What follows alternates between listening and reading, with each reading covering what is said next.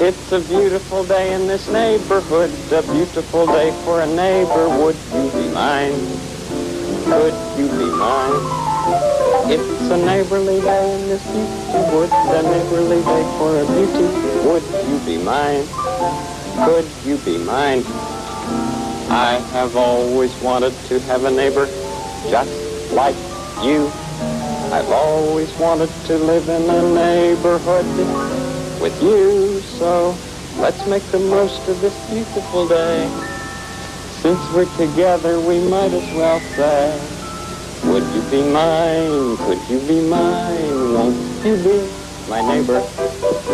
Won't you please? Won't you please? Please won't you be my neighbor?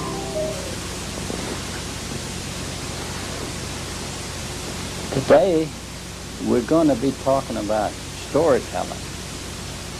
And storytelling can be a lot of fun too. Today I'll tell you stories about when I was a little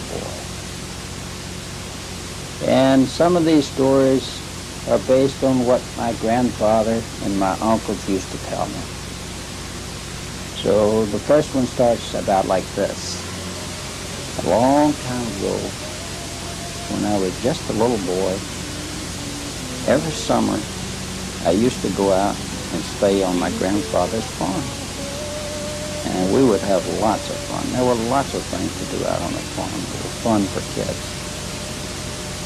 My mother would go with us, and my brothers, and my cousin would be out there, and we'd just have lots of fun doing all kinds of things. We'd watch the big people when they did the work on the farm, and we'd just have lots of fun. And one of the places that was one of our favorites that we used to go play was a place way down almost to the cultivated fields where they grew crops, beans and corn and things. And it was called a pine orchard. And the reason it was called a pine orchard was because there were many, many huge pine trees. In fact, really there were no other kind of trees in this particular area, just big pine trees. And their needles, which are the leaves of the pine tree, would fall on the ground and would just cover the ground with needles. It was a beautiful place. And there were deep hills and gullies in the pine orchard. And we used to like to slide down on the needles and slide down the gullies. It was just like a playground slide, and we would have lots of fun. We could play for hours in the pine orchard.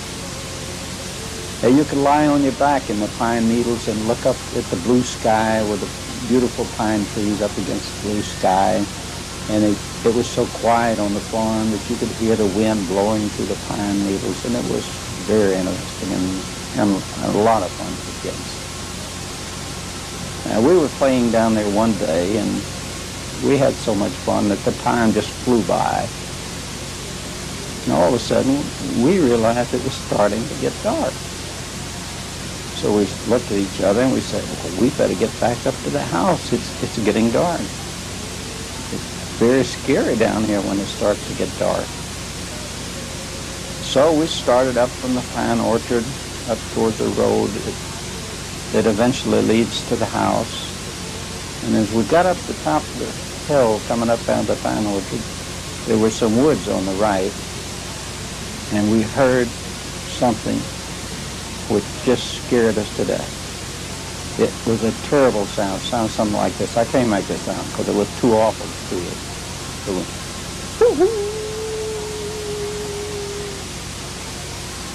and we looked at each other, and we had just one mind. Let's run, let's get to the house as quick as we can. So we started to run. We started to run as fast as we can toward the house. And soon we heard this thing again. This time it was much closer.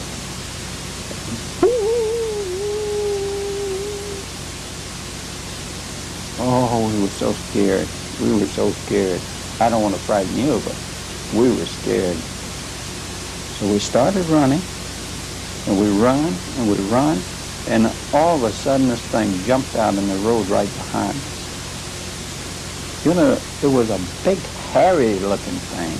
It was huge and all covered with black hair. and it had big red eyes and big sharp teeth. You could just bite you to death. So oh, and another thing, out of its mouth it was just drooling like it wanted to eat us and was hungry. So we started running, and we started running as fast as we can, and we could hear this thing behind us. We could hear its feet pounding on the road, and we could hear it breathing behind us. It breathed awfully, and it was running after us so fast. And we ran, and it was running after us. And we got up to the yard of the house, and the big people saw us running, and then they saw what was behind us. And so my grandfather ran out the door, and he got his shotgun, and he fired a shot into the air, because he couldn't shoot straight at the varmint, because the shot might strike us. So he shot into the air, and the thing just paused momentarily. And during that pause, we ran into the house, and the big people shut the door, and we were saved. It was a terrible experience. And I hope you never have to go through an experience like that. Well, that's another story. You know, storytelling is lots of fun if you don't get too frightened. Together to look forward to. We'll think more about mustaches and Reardon tomorrow. Tomorrow. We'll start the day tomorrow with a song. 4, 2, 1. Tomorrow, tomorrow. We'll start the day tomorrow with a smile for you. Till then, I hope you're feeling happy. Till then, I hope your day is snappy. Tomorrow, tomorrow, it soon will be tomorrow and be our day. We will say a very happy tomorrow to you.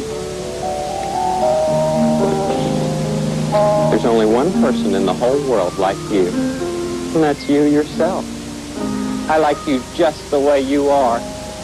You're the kind of person that's easy to like. See you tomorrow. Bye. Mr. Rogers' Neighborhood is made possible by grants from the Sears Roebuck Foundation